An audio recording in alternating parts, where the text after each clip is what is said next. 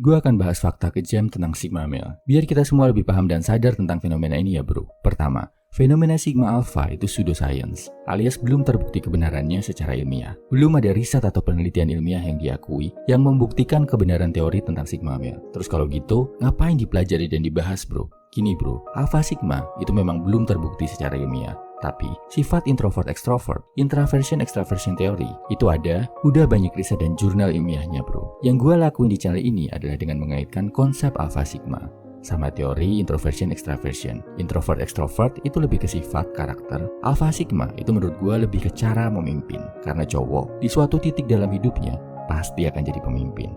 Alpha belum tentu extrovert. Sigma belum tentu introvert. Lebih jelasnya tentang hal ini bisa lo baca di tes kepribadian Alpha Sigma yang gue bikin. Disclaimer, ini teori gue ya bro.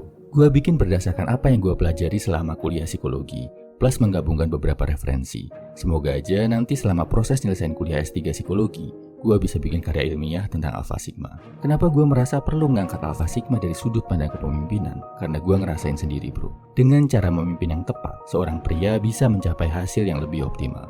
Contohnya apa? Contohnya channel ini. Channel ini gue bikin, salah satu pencetusnya adalah karena gue stres, frustasi, harus ngikutin pola kepemimpinan mainstream yang bisa dibilang model kepemimpinan alpha. Ini terjadi saat gue ikut merintis perusahaan bareng saudara seperjuangan gue. Gue jalanin perusahaan dan project di dalamnya. Tiap hari, gue harus ikut briefing, harus ada meeting tim, rapat, ikut birokrasi, dan sebagainya. Walaupun cuma online, gue nggak tahan ikutnya bro. Ngerasa gak efektif dan buang-buang waktu. Gue berpikir daripada berjam-jam harus rapat dan meeting, mending langsung buat fokus kerja bikin karya. Makanya, gue memutuskan untuk bikin channel Pria 100%, dimana gue bisa bangun platform buat berkreasi, berbagi manfaat, belajar dari lo semua, tanpa harus jadi bagian dari kepemimpinan tradisional yang cenderung menuntut kita jadi alpha.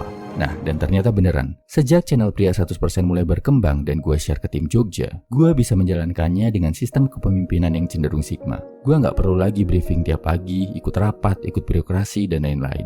Channel ini bisa gue jalankan, bahkan tanpa pernah tatap muka sama sekali sama tim di Jogja. Tanpa mereka tahu gue itu siapa dan gue ada di mana. Detail cara gue memimpin Pria 100% ini bisa lo cek di video di kolom komentar atau deskripsi. Pokoknya beda deh bro. Kedua, hal paling bahaya dari konsep Alpha Sigma itu adalah kalau ini bikin lo membatasi diri lo. Sama kayak yang dibilang Guru Gembul di channelnya, itu bener banget. Bahaya kalau lo mendiagnosa diri sendiri, terus melabeli diri lo dengan konsep ini. Apalagi Alpha Sigma itu belum ada dasar keilmuannya. Misal, lo ngerasa lo itu Sigma, misterius, cool, dingin, terus lo gak mau belajar skill yang berlawanan sama sifat lo. Gak mau belajar bergaul, gak mau belajar bersikap hangat dan menyenangkan sama orang lain, gak mau belajar networking. Itu justru berdampak negatif ke diri lo sendiri bro. Apalagi kalau lo pakai konsep Sigma Male buat jadi alasan loyo-loyo gak berkembang, mager di rumah, antisosial, terus lo pakai alasan gue itu Sigma. Atau kalau panutan lo Thomas Shelby yang jadi simbol cowok Sigma sejagat, lo justru ngambil jeleknya dengan ikut-ikutan ngerokok dan minum alkohol kayak yang dia lakuin. Itu justru merusak hidup lo bro.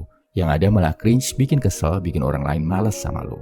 Punya preferensi itu boleh, tapi kalau lo bikin label yang membatasi diri lo sendiri buat berkembang, bahkan jadi alasan untuk tetap gitu-gitu aja, itu bahaya bro. Ketiga, ini konsep kejam yang paling penting. Dunia itu gak peduli lo itu alpha atau sigma bro. Begitu juga dengan cewek yang lo taksir, bos lo, pegawai pajak, debt collector, bahkan orang-orang tersayang lo.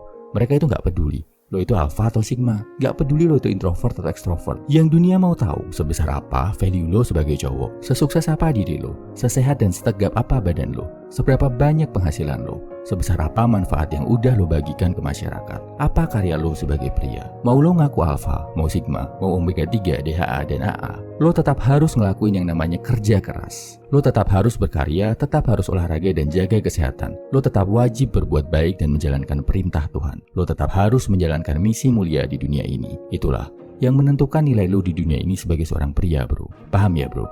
Kesimpulannya gini bro, lo boleh pakai konsep Alpha Sigma buat nyari metode yang paling pas buat lo untuk jadi pria yang lebih sukses. Misal dalam hal olahraga, dalam hal bagusin badan. Kalau lo orangnya nggak suka olahraga rame-ramean bareng temen, oh ternyata bisa ya olahraga pakai cara Sigma. Sendirian di gym nggak perlu rame-ramean, cukup pakai earphone dan fokus sama angkatan lo. Alpha Sigma ini juga bisa jadi penyemangat yang nunjukin kalau jalan untuk sukses itu ada banyak. Sifat cowok, mau yang pendiam, ramah, introvert, extrovert, suka berteman, suka jalan sendiri, mau apapun sifat lo, selalu aja ada metode yang bisa dipilih biar hidup lo lebih sukses.